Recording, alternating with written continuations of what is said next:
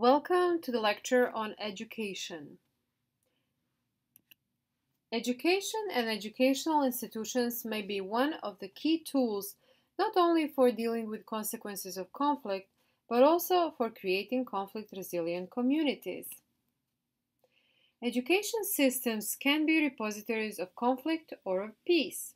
Historical discourses that we hear in post-conflict schools can be emotionally loaded, full of memories and traumas of war. They may be one-sided, excluding the perspectives of the other. Such education often creates and maintains differentiation along ethnic lines generations to come. On the other hand, education for peace may provide communities with tools for successful resistance to violence and destructive conflict as they resolve or manage the tensions in their respective environments. Memories of conflict, destruction, and atrocities influence education. What is taught in history classes are usually selective memories of who people are as a nation, collective, group. These stories are forged by elites for the purposes of national or group unity and cohesion. However, there are always alternative memories that challenge those official narratives and provide new insights. Such stories are disruptive to status quo and official narratives, but they provide openings for post-conflict societies to move away from patriotic or heroic narratives to understanding the periods of cooperation among nations. Some scholars argue that education has a limited reach in spearheading change. Schools cannot fully control preferences and behaviors of individuals because those preferences are also influenced by exposure outside schools and complex social conditions imbued with power dynamics often beyond their grasp. Systemic change cannot be introduced only by changing curricula, textbooks, programming policies, and teachers' training. The issues and causes of conflict are complex, and therefore change cannot be thought of in linear terms. Change has to be undertaken at various levels, addressing multiple sources of conflict and involving a variety of actors such as teachers, parents, students, administrators, civil society, advocates, artists, etc.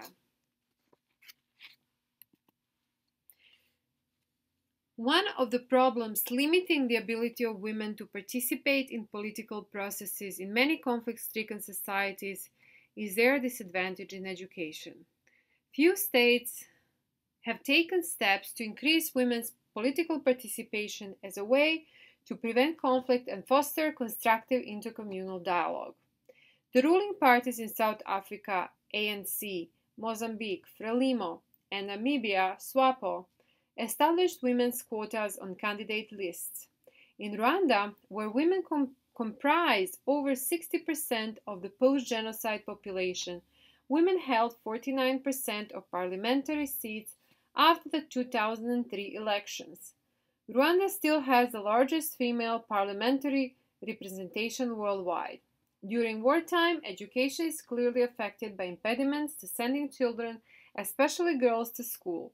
However, roots of the problem of educating girls may be seen in much deeper cultural practices, even in peaceful times. The economic factors and international assistance initiatives influence access to education, as well as communal responses to them.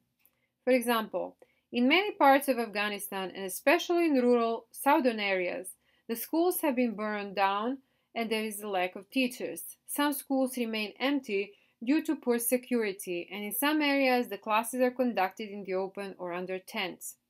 Some of the key suggestions for action in Afghanistan and similar conflict-ridden societies include developing teachers' training and increasing the number of qualified teachers, as well as inclusion of the NGOs, community-based organizations, and local leadership in deliberations about improving the education sector. In post-conflict societies, there is a tension between history taught in school and at home. Teachers' techniques to try to override this tension is avoidance of confrontation and difficult topics.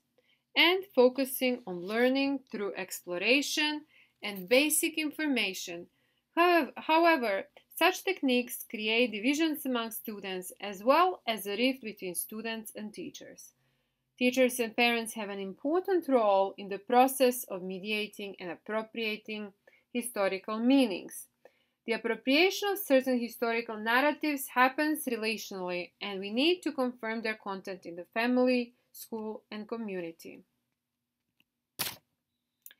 Innovation and art in education can encourage and support people to gain fresh perspective about conflict and its transformation through movement, creative expression, and embodied experience. Such approaches seek to increase awareness of nonverbal communication, generate fresh perspectives, and enact behavioral change in the midst of conflict, chaos, uncertainty, and rapid change. Innovative approaches such as intercommunal painting workshops, experiential exercises, reflective practices, poetry, improvisational theater, dance, music influence people's experience of conflict, their sense of identity, and reveal new ways of addressing challenges and taking action. Educational systems should be seen as complex and dynamic systems, which is important for envisioning the processes that are taking place, which are not linear and cannot be explained as a consequence of only one or a few simple causes. A complex systemic approach considers multiple causes, events, and stakeholders dynamically influencing each other to produce a certain outcome. By focusing solely on textbooks, teachers' training, curricula, does not offer a comprehensive picture analysis. When I was exploring educational models in Croatia, for example, I discovered that what is missing was taking into consideration a crucial component of private and family space, as well as parents' role in shaping children's views on history. The goal should not be creating joint narratives or compromise based on similarities that are ignoring differences, but creating something new through creative process. Focus should shift on procedures and collaborative learning that would lead to change in patterns of interaction. Collaborative learning principles imply the need for recognizing the presence of the other and creation of space for that initial leap of faith of engaging with the other. Individuals can be the agents of change, and they should not be seen as passive and marginal. The individuals can regain their agency by taking on the responsibility to question what is considered right, official, and mainstream.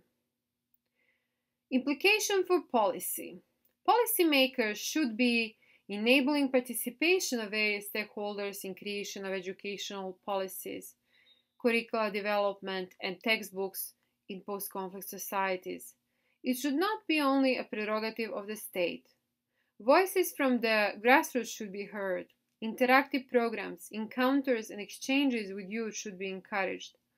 Learn together about nonviolent and constructive options of engagement should be a prerogative. Thanks for listening.